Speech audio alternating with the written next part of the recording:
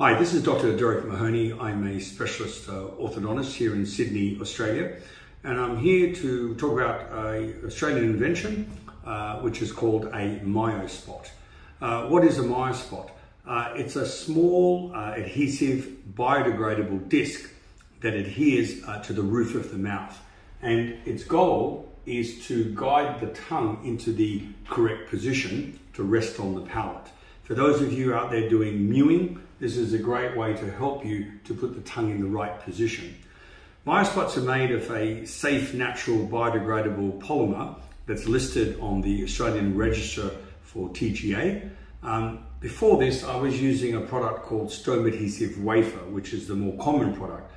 Disadvantage of stone adhesive wafer, I've got to sort of punch out little bits out of a big strip. There's no flavor to it. And really, it's designed for external use. So that's why I love this product, because it's designed for internal use.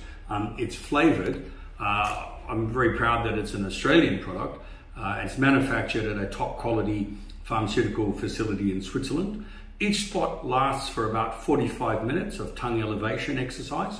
And this exercise can assist in lip seal and help transition from a kid who's a mouth breather to a nasal breather. So I have a lot of kids who come in with palates like this that are very, very narrow, and I want to change that palate to that shape, right?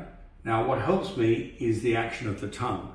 And after I've done my expansion, what retains my expansion is the position of the tongue in the right spot. So the Myospots we use during what we call myofunctional therapy. It's very important in mouth breathers. It's very important in kids who have tongue thrust. If you speak to your speech pathologist who has done further training in myofunctional therapy, you'll find they are using something equivalent. But a modern orthodontist, forward-thinking, who doesn't believe in taking teeth out and understands that a good-looking face is forward growth with lips together, tongue on the palate, breathing through the nose, these are fantastic.